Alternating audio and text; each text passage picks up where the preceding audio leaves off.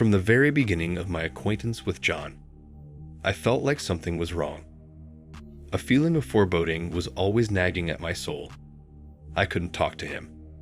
I couldn't talk to him because there was nothing to say. Just a feeling, that's all. The thing is, it was an occasion like that. I mean an acquaintance. It was the first time in my life. John was 3 years younger than me, and it didn't make me feel right. Well, it was kind of unaccustomed. My ex-husband was 10 years older, but that didn't make me happy. We had Kate. I thought it was a happy family and everything. And then, boom, cheating. No, not right away. It was when my daughter turned 5. He was very upset then, apologized, or rather, asked for forgiveness almost on his knees. But I didn't forgive him, and he left. Yeah, to her, and to a girl of his own age. And that's when I thought that unequal marriages are doomed. Although husbands of the same age often run off to younger women. But that's another story. Our husband left a young woman for a woman of the same age. Well, fine. Then I thought, maybe it was for the best. Although it was bitter and hurtful. Kate and I stayed together and went to live with my mother in another town, so we wouldn't have to share our daughter with her father. Maybe despite him. Maybe just to be away from her. The three of us started living together. I got a good job. Everything was going well. And then there he was. John, the manager of our department. Young, up and coming. Very good looking, and he had a real crush on me from the beginning of the training process. But I got up to speed quickly.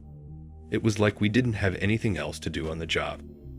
But he constantly caught my eye, brought me coffee, offered to have lunch together, and a ride home in the evening. I refused.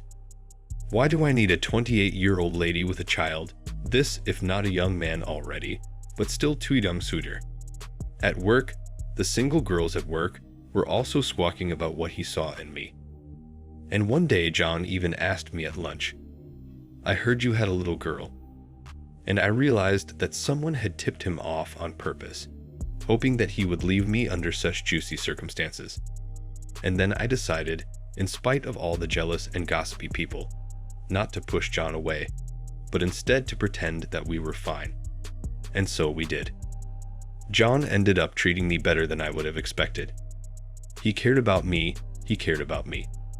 He didn't hide it at work, and he wasn't shy. Everyone quieted down, and some of them even started asking me to be their girlfriend. And my Kate, she couldn't get enough of John. Every weekend we go for walks, have tea parties at my mother's house with cakes in the evenings. She basically approved of John, though she warned me he was too young. Especially for the father of 6-year-old Kate.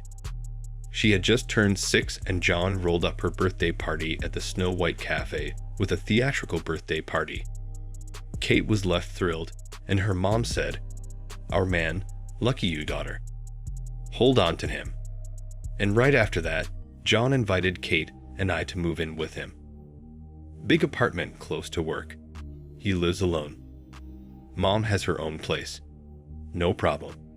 And then I thought, all this time, he never introduced me to my mom. Strange, but I don't know. Still, I cautiously asked, would it be okay with your mom? Would she, John said. No, of course she wouldn't. She'd even be glad I was finally starting a family. So I gave in. A week later, we moved in. It took me a while to get the bachelor apartment in proper shape, to clean up the kitchen and bathroom, hang the curtains, and sort through the closets. So I took a week off to settle in. Kate and I were fiddling around the house, when suddenly the key turned in the door. A woman in a respectable age entered the apartment and froze in the doorway. I realized it was John's mother, and I timidly said hello. Are you Asia? I am. But I did not even have time to say my name. As I was interrupted, don't bother, my dear, it means you've moved in. And as I see with a trailer, she said, looking at Kate, who was huddled up next to me. All right, I'll introduce you to someone. She left the apartment, but 5 minutes later, she came back with a young woman in her early 20s in a housecoat and a shy look on her face. The woman was pregnant. Asia pushed her forward and said, "Look at this, my dear. It's John's neighbor and ex-fiancé. But he left her because of you. And how do you intend to live here? All as one big family?" I was speechless. I looked at these women and couldn't believe my eyes or my ears. John's mother called her cell phone, supposedly to her son, and said he was very busy and asked not to be disturbed. Unhappy neighbor did not utter a word and quickly left without raising her eyes at me. But Asia boldly strode into the room, looked around, and said, "I understand everything. You grabbed a free man. You need to settle down with the child, but my son is not a match for you, or rather you him. He'll deny everything about that neighbor I know, but don't you hate it? No?" And then something turned over in me. Some inner spirit of contradiction made me answer her no. I'm not disgusted. "Will nurse, do not worry, we'll be caring neighbors." Asia's eyes flashed with lightning. She was confused for a minute and said sternly, "So you do not intend to move out?" "No," I said, hugging Kate. "Now, if you'll excuse me, I have things to do, and if you'd like some tea, there's cake in the fridge." "Kate, walk your aunt into the kitchen." But the woman turned on her heels and hurried away, slamming the door loudly. I had a double feeling. Which of them was lying? John or his mother? But no man in his right mind would bring me here to live with his ex-girlfriend next door, expecting a child. In the evening, John came in with a bouquet and some fruit, having dropped by the market after work. Eyes shining, looking at me. Then he asks me what happened. "Are you tired?" I had to tell him everything.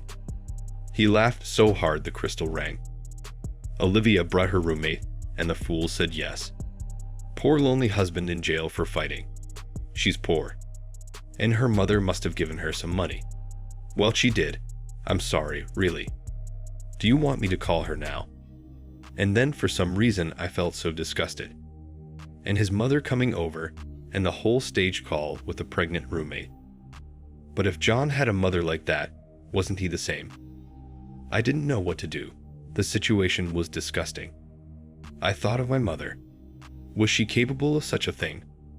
Of course, Asia was sure that I would run away right away and prove to me later that she wasn't his ex-girlfriend or his child. I had been deceived once, and I would never want to be deceived a second time. It was an accurate calculation, but she got the wrong one. I still sensed the falsity, both in this Olivia's demeanor and Asia's Stasi attitude. Yes, I trusted John, but I didn't want to stay with him because of my mom. I didn't want someone like that around me who would undermine our family life and never accept me or Kate. And John would be torn between 2 or even 3 fires. I packed my things and went back to my mom's house. I explained everything to her. She understood. And John and I see each other outside of work sometimes.